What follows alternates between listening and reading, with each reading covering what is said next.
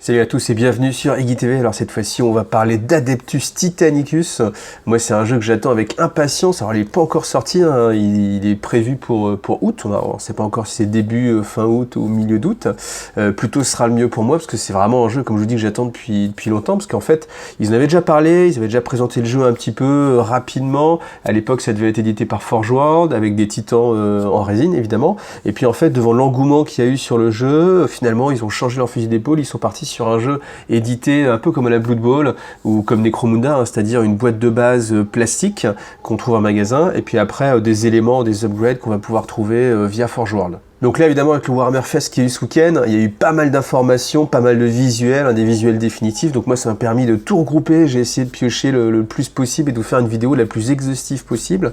Donc bien sûr il y aura quelques spéculations, hein, ça voilà, on peut pas faire autrement, mais il y a quand même pas mal d'informations et vraiment de quoi faire, et de quoi se mettre sous la dent justement en attendant août. Donc on y va, on va regarder ça ensemble.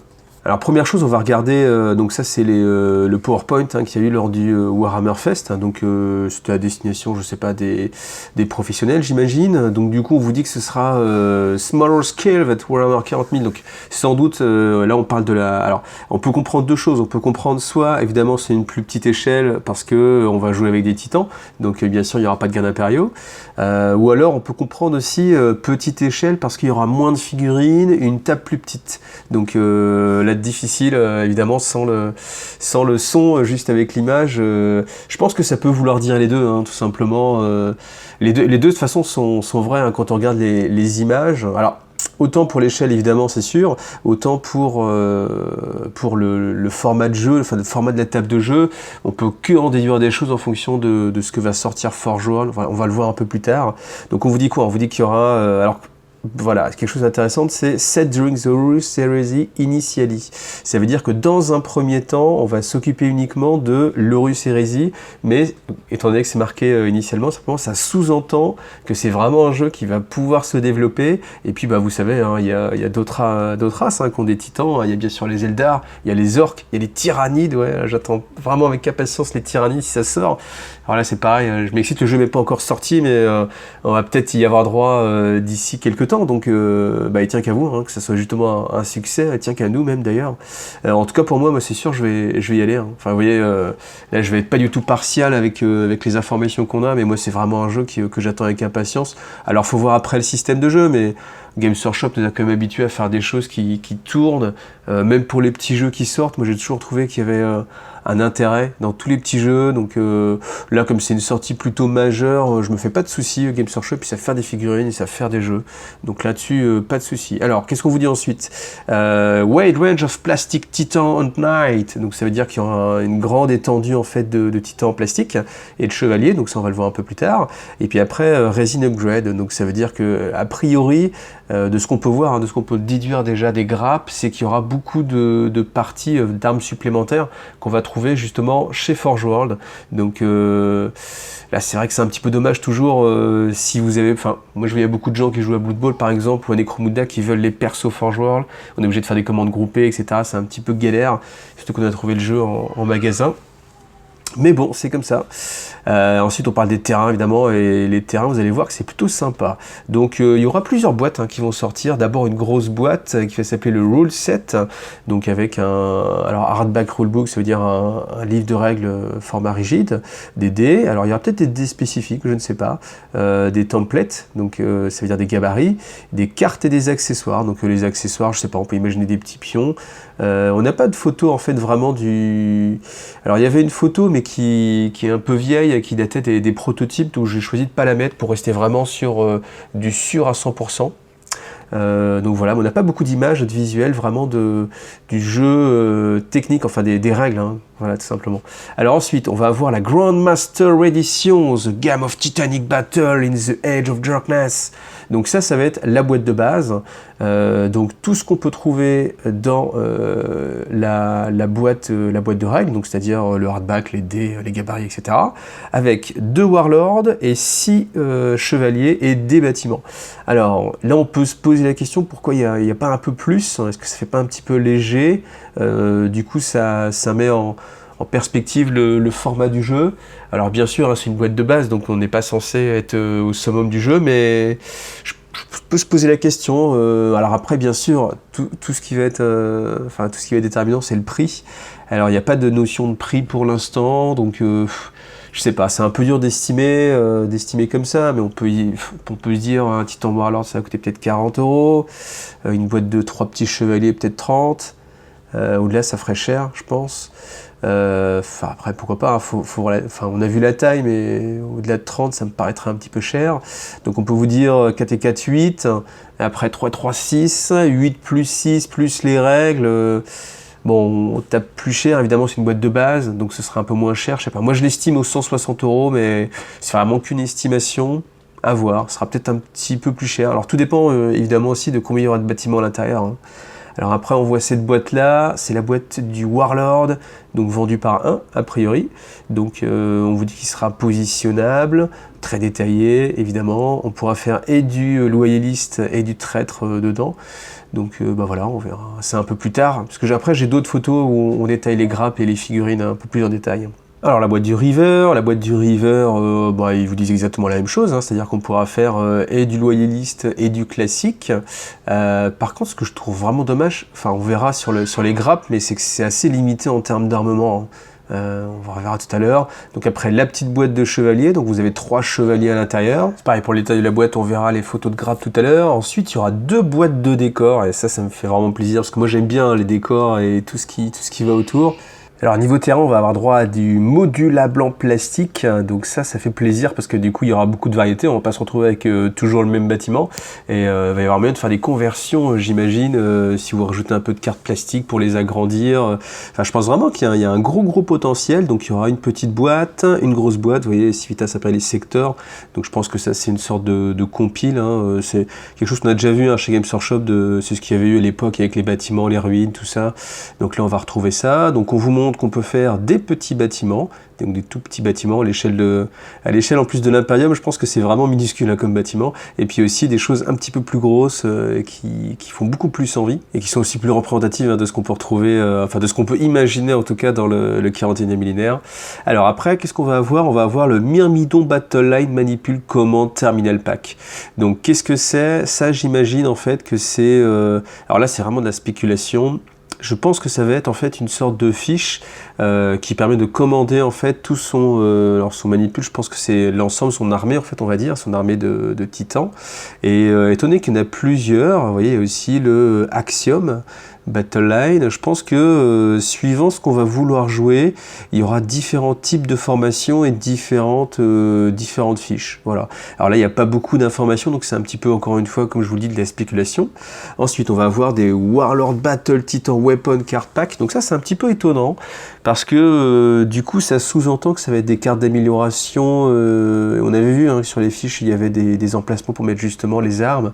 Armes bras gauche, bras droit, carapace, etc. Et je trouve ça assez étonnant qu'il y ait un pack séparé en fait. Je me dis mais pourquoi pas le vendre directement dans la boîte avec les figurines, si c'est essentiel au jeu. Je trouve ça assez étonnant qu'il y ait un petit accessoire comme ça en plus. Surtout que est-ce qu'on va trouver toutes les armes en plusieurs exemplaires? Voilà, c'est un petit peu compliqué là d'imaginer, donc on verra. Ça, là, pas trop d'informations.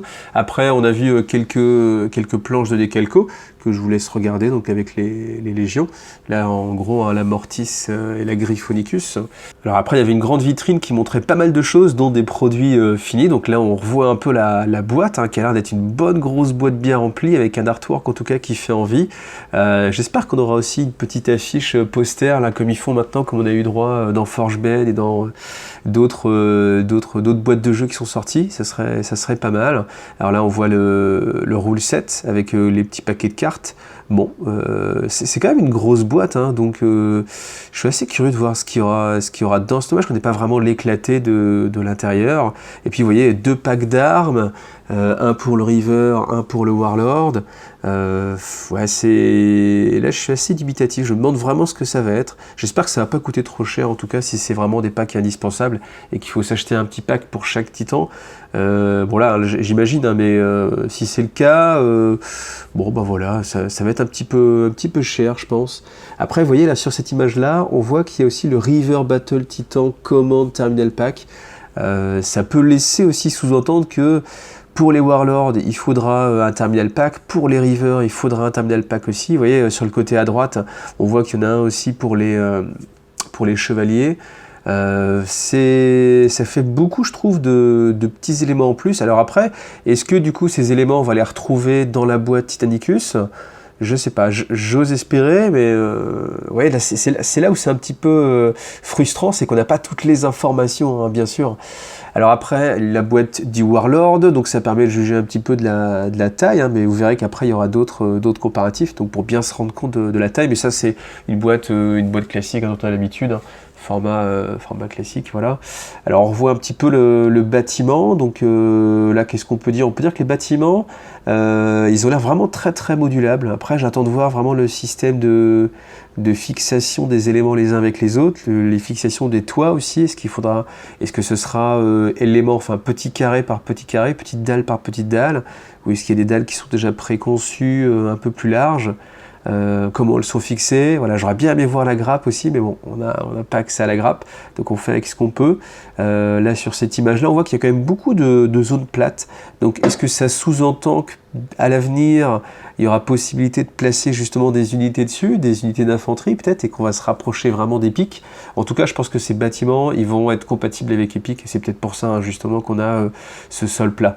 Alors après, de ce côté, Forge World va nous proposer, en fait, dans un premier temps, 4 éléments de table en résine. Donc, inutile de dire que ça va être assez cher. Mais alors, sur ce deuxième élément, je ne sais pas si le bâtiment sera avec. J'imagine que oui, peut-être. Ou alors est-ce qu'ils l'ont rajouté en plus? Bon, là, c'est difficile à dire. En tout cas, il y aura vraiment de quoi faire une belle table. Par contre, c'est vrai que pour la stocker, puis au niveau sous aussi, je pense que ça va être un petit budget. Après, je pense que vu l'échelle du jeu, c'est assez facile de faire, à mon avis, des décors, hein. Vous prenez des petits débris, vous voyez, même un canon laser, vous le mettez couché, ça peut vous faire une sorte de conduit ou des choses comme ça. Ça, on a l'habitude, hein. Alors, on arrive aux figurines, le magnifique Warlord. Ça fait plaisir. Pourquoi? Parce que c'est vrai que, bon, on peut pas tout le monde, enfin, d'ailleurs, je connais personne qui s'est acheté enfin bon, peu importe, mais le Warlord, si vous voulez vous l'acheter à 40 000, c'est un gros budget en termes de temps. Après aussi, c'est un gros investissement. En termes de peinture aussi, c'est très costaud.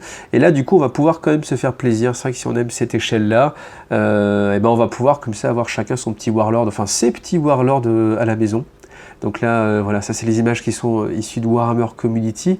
Donc on va, c'est la meilleure qualité, hein, du coup avec une bonne prise de vue. Alors ensuite, j'ai essayé de vous mettre la photo des grappes. Alors c'est pas une photo de très bonne qualité. J'en ai pas d'autres, j'ai pas réussi à en trouver d'autres beaucoup plus éclatées. On peut voir un peu tout le système d'armement, mais je pense qu'on est quand même assez limité. Vous voyez, par exemple, on peut pas mettre des turbo-lasers sur la carapace. On a accès qu'au canon, je crois que c'est le canon Volcano. Donc là, on est plutôt limité en ce qui concerne le choix des armes. Après, la grappe est quand même bien remplie, il y a déjà quand même 3 morceaux de grappe, donc ça fait quand même une grosse pièce. Bon, je pense pas qu'ils pouvaient vraiment rajouter des armes. En plus, les grappes ont l'air vraiment bien surchargées. Peut-être que ça coûtait trop cher justement de rajouter encore une grappe d'armes. En tout cas, ce qui est sûr, c'est que Forge World, eux, vont sortir des upgrades. Et je pense que typiquement, les armes, des têtes différentes, ce genre de choses. Donc ça va venir avec Forge World. Alors après, je vous ai mis toutes les photos des différents Warlords qu'on pouvait trouver. Donc là, ce qui est intéressant, c'est qu'on peut voir que l'articulation des pieds, en fait, a l'air de pouvoir se positionner un petit peu différemment suivant le titan. Donc vous voyez, là, ils n'ont pas la même posture. D'ailleurs, j'aime beaucoup, hein, cette couleur un peu gris et blanche, là, qui est très jolie. Mais vous voyez, à chaque fois, on a le même système d'armement, quel que soit le titan. Mais bon, j'imagine que dès la sortie, on pourra acheter des upgrades chez Forge World. Donc voilà, encore 2 autres titans assez sympas, hein. Alors les bâtiments, eux, je les trouve assez petits, hein, vous voyez, quand on imagine le monde de Warhammer 40 000, des bâtiments à 1 étage, 2 étages, bon, moi je vois plutôt des bâtiments immenses, si on pense aux cités ruches, évidemment. Mais là, c'est pour donner un petit peu vraiment cette image de titan plus gros que les immeubles, là, pour notre échelle à nous, pour se projeter. Je pense que c'est plus sympa, même si c'est moins réaliste, je pense que c'est plus sympa et c'est un petit peu plus kiffant. Après, ce qu'on peut voir sur les côtés, là, vous voyez, en bas à gauche, juste au-dessus de l'épaule du River, c'est qu'on voit qu'il y a des petits containers. Donc, c'est les mêmes containers que ceux qu'on peut trouver justement à 40 000, qui là sont détaillés. Donc, je pense que dans cette boîte-là, il y aura plein de petits éléments comme ça qui vont pouvoir agrémenter en fait votre table de jeu. Et puis, cette dernière image, en fait, c'est un comparatif entre le nouveau Warlord et celui qu'il y avait eu dans la première boîte à l'époque. Et là, vous voyez qu'il y a une grosse différence de finition, enfin d'époque, hein, évidemment, de taille. Donc ça présage vraiment du bon. Et ce qui est intéressant cette photo-là aussi, c'est le gabarit plastique. Vous voyez devant, qui donne un arc de tir. Alors, est-ce que ça veut dire qu'on va avoir un arc de tir qui va être mobile? Peut-être, hein, vous voyez, le Titan qui peut tourner hein, sur son axe, hein, et que du coup, on va avoir cette orientation à avoir. Ou alors, est-ce que tout simplement, il va falloir faire des petites encoches pour marquer l'avant de son Titan? Mais en tout cas, ça vous donne déjà une bonne information sur le système de jeu, où le mouvement va être très important, et le positionnement aussi qui va... Parce que c'est vrai que maintenant, avec 40 000 V8, on a l'habitude, même si on est tourné dans n'importe quel sens, toutes les armes peuvent tirer. Là, par contre, il va falloir faire attention aux arcs de tir, et ça veut dire plus de mouvement, plus de sens tactique sur le jeu. Donc c'est plutôt sympa, surtout sur des petites échelles comme ça. Je pense que c'est un jeu qui va être assez profond, on va devoir gérer les moteurs, les réacteurs, enfin le champ d'énergie, les armes... Enfin, vous voyez, ouais, ça me fait plaisir si on peut imaginer dériver la puissance des boucliers sur les armes pour surcharger un petit peu ces armes, ce genre de choses. Je pense que ça va être très sympa. Alors là, on voit le River. Donc le River, là, avec ce système d'armement là, donc le canon, alors je sais plus comment il s'appelle, hein, j'ai plus les noms en tête, hein, le gantelet de l'autre côté. Donc ça encore, c'est les images de Warhammer Community. On voit qu'il y a une posture un petit peu différente. Alors on sait qu'il y aura des épaulettes différentes aussi hein, pour représenter un petit peu le chaos. Donc ça c'est la grappe du River, on la voit un petit peu beaucoup mieux, elle est plus éclatée. Pareil, alors au niveau du système d'armement, on voit sur le côté à droite, c'est là qu'on voit un petit peu les armes. Donc il y a une fois le canon Gatling. Par contre, on peut pas l'avoir deux fois et je pense qu'il n'y a pas de modularité. Hein. C'est pareil, on a le lance-missile. Après, on peut voir quand même les articulations. Vous voyez, c'est les articulations qu'on a l'habitude de trouver avec des choses rondes, donc qui permettent justement de positionner vraiment les armes. D'ailleurs, on voit hein, sur le River qui est en haut à droite, là, le jaune. Vous avez vraiment cette posture un petit peu plus agressive et qui est assez différente de la posture statique qu'on vient de voir juste avant. Alors après c'est pareil, j'ai essayé de vous mettre toutes les images des différents rivers qu'on pouvait voir. Donc celui-ci il était inspirant, pourquoi? Parce qu'il avait deux Gatling, donc je me disais qu'il y avait peut-être moyen de moyenner, mais bon, hormis mettre deux gantelets, et encore, je pense pas que ça va marcher, parce que vous allez avoir deux gantelets gauche. Donc voilà, bon, c'est après, on verra. Peut-être que c'est un kit déjà d'amélioration. Et celui-ci, vous voyez, on voit qu'il y a un turbo laser, le tri-turbo laser. Donc il y a peut-être quand même des armes en plus. C'est vrai que je ne l'avais pas vu tout à l'heure sur la grappe, mais bon voilà. Comme quoi, c'est en voyant vraiment toutes les armes au fur et à mesure qu'on cherche à grappiller comme ça des petites informations. Ouais, celui-ci, il a 2 fois les turbo lasers. Bon bah voilà, je pense qu'après bien évidemment si vous achetez plusieurs boîtes, je pense pas qu'on va jouer avec un seul river, je pense qu'on va jouer avec plusieurs rivers. Il y aura toujours moyen de faire ces petits échanges là ou avec des amis, un échange de bits ou sur les sites de vente de bits évidemment qui vont se frotter les mains. Alors pour terminer avec le river, on voit le river échelle 40 000 et le river échelle Titanicus, donc voilà. Ça permet de se projeter. Ensuite, les chevaliers. Alors, les chevaliers, ça va être, a priori, on peut le supposer, la plus petite échelle d'unité, enfin à l'heure actuelle, en tout cas, pour Titanicus. Donc, il y a plus tard, après, à la fin, je vous ai mis les comparatifs de taille. Déjà, ce qu'on peut voir aussi, c'est que, alors, sur la photo de grappe, c'est vrai qu'elle n'est pas très intéressante. On voit pas grand-chose. On voit qu'a priori les armes vont pas être présentes en beaucoup d'exemplaires. Donc là on voit 3 fois la tronçonneuse Reaper, vous voyez en bas à droite, en haut à droite et sur le côté à gauche.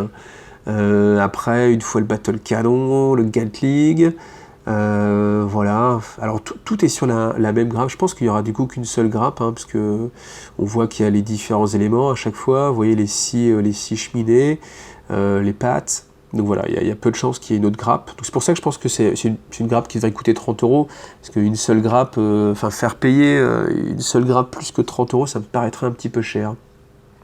Alors sur cette photo, on voit qu'on peut les positionner avec des postures un petit peu différentes. Alors après, le chevalier, hein, c'est pas la figurine la plus mobile. On n'a toujours pas, bien sûr, d'articulation au niveau du genou. Mais bon, ça permet quand même qu'ils aient un petit peu des têtes différentes. Par contre, ce qui est dommage, c'est qu'il n'y a pas d'arbre de carapace. Alors, c'est pareil, est-ce qu'il n'y avait vraiment pas la place de... C'est vrai que la grappe est quand même bien remplie. Donc c'est pareil, je pense que ça va sortir ces Forge World, des petits kits avec les missiles, les autocanons. Là, on les voit en mode plastique. Donc Papin, voilà. Ensuite, alors cette image elle est assez intéressante parce qu'on voit aussi alors un canon, hein, une sorte de canon d'emplacement d'armes lourdes. Derrière, il y a un petit missile qu'on voit sur le côté. Alors, est-ce qu'en termes de jeu, ça va avoir un impact? J'ose l'imaginer. J'imagine aussi que c'est vendu avec la boîte de décor, ce qui va donner encore un intérêt avec cette boîte de décor. Cette boîte de décor, je pense que c'est vraiment un gros atout pour le jeu. Il n'y aurait pas eu de décor en plastique, je pense qu'il y aurait eu, ça aurait été moins sexy, c'est clair. Voilà, après, donc là on arrive justement à la comparaison de taille. Donc ça, c'est les nouveaux guerriers du chaos, enfin qui sont sortis pour Blood Bowl, et on voit que c'est à peu près la même échelle que le chevalier. On voit le socle, la taille du socle, ça permet de se donner une bonne idée. Donc on imagine un petit peu la taille d'un...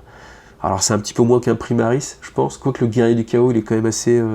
il a une bonne envergure, mais ça vous donne un peu l'échelle, on va dire, du 30 mm à peu près pour le chevalier. Après, on voit le River juste derrière, qui lui va être à peu près trois fois plus grand, surtout avec les missiles. Et puis après, cette image où on voit tout l'ensemble du set disponible pour l'instant, donc c'est-à-dire Chevalier, River et Warlord, où le Warlord va être grand, mais pas si grand que ça si on le compare. Enfin, de toute façon, on retrouve la même échelle, hein, mais pour moi, j'estime ça vraiment plus petit qu'un Chevalier impérial à l'échelle Warhammer 40 000. C'est vrai qu'il y avait des petites rumeurs comme ça où on pouvait se dire que l'échelle du Warlord, ça allait être l'échelle d'un Chevalier, mais là, de ce qu'on voit sur l'image, hein, c'est pas le cas, hein, moi ça me paraît vraiment plus petit. Alors le grand absent de cette photo, c'est le Warhound, évidemment. C'est dommage d'ailleurs qu'ils aient choisi de mettre le chevalier en avant plutôt que le Warhound. Peut-être qu'il y a plus de popularité, mais en même temps, si on est dans un jeu Titanicus, moi j'ai envie de faire évidemment une maisonnée avec le Warhound. Alors il paraît que le Warhound n'était pas prêt à ce moment-là, ce qui veut dire que bien sûr il ne sera pas dans la boîte de base. Hein, on l'a vu, hein, dans la boîte de base, c'est des chevaliers, 6 chevaliers, donc on imagine pour 2 joueurs, et puis 2 Warlords. Bon. Là, on voit une image où on a toute la famille ensemble. Alors, Warlord, il fait quand même vraiment envie. Hein. Je crois que ça va être le fer de lance de jeu, évidemment. Et pour terminer, moi, ce qui me donne vraiment encore plus envie de jouer, c'est le petit diorama auquel on a eu droit. Donc là, on voit qu'on vous montre une planche qui va être chez Forge World. Ce sera dommage, ça sera en plastique, ce sera encore plus la fête. Mais bon, là, je crois que je rêve un petit peu. Donc là, on voit que le jeu est positionné sur 4 éléments. Alors, est-ce que ce sera le format de jeu standard? J'en suis pas sûr, parce que on a quand même l'impression que les titans, ils sont vite les uns sur les autres. Après, peut-être que c'est le format... alors, c'est plus qu'une boîte de base, hein, parce que quand vous voyez de chaque côté, il y a beaucoup de Warlords. Donc là, il y a combien de Warlords? 1, 2, 3, 4, 5 de chaque côté, à peu près. Ça fait 10. Ça fait 5 boîtes de jeu. Donc, peut-être que sur un petit format de jeu, ça va être cette taille-là. Après, est-ce que c'est ça la taille standard? Je sais pas, là c'est pas dans la supputation. Par contre, ce qui est intéressant sur cette image, c'est, vous voyez, la coupole qu'on voit ici. Je crois pas qu'elle soit dans les bâtiments plastiques, et je crois pas l'avoir vue non plus dans les bâtiments, enfin dans la table incrustée de ce que propose Forge World. Donc je pense que ça va être des bâtiments aussi que Forge World va proposer. Bon ben voilà, ça va être intéressant. Enfin tout ça, moi je trouve ça super. Plus il y a de variété, plus on va pouvoir se faire plaisir. Je pense pas que ce soit une conversion posée juste comme ça. Là, je pense qu'il demande vraiment uniquement des éléments de jeu et pas un gars qui a bricolé quelque chose à partir de bits divers et variés qui ne seraient pas directement vendus et qui ne seraient pas un produit directement fini. Là, on voit la vue de l'autre côté. Vous voyez, avec ces immeubles comme ça. Alors c'est pareil, là, sur le côté cité, je pense que ça représente plus une cité contemporaine de chez nous, vous voyez, au niveau des bâtiments qui sont assez bas, assez espacés. Je pense que dans le monde de 40 000, c'est beaucoup plus grand, beaucoup plus gros, mais on perdrait ce côté immense, en fait, hein, qu'on peut avoir avec les titans Warlords. Alors les chevaliers, j'imagine, est-ce qu'il se fait exploser le chevalier sur un petit tir de canon Warlord? Je ne sais pas, on verra. Donc voilà, on arrive au bout. Donc si dispo en août, bien sûr, je ne manquerai pas de vous faire une voire plusieurs vidéos, puisque comme je vous l'ai dit, hein, c'est quelque chose que j'attends avec impatience, mais j'avais envie vraiment de synthétiser et de vous donner en fait toutes les infos là comme ça dans cette vidéo pour que vous puissiez voir, partager, et puis que ça vous donne envie, et puis qu'on attende tout ça avec impatience, quitte à faire un choix des armes plus tard après sur les titans. Vous voyez, je m'emballe, mais ouais, c'est vraiment un truc qui me tient à cœur. Donc l'été va être chaud, l'été va être Titanicus.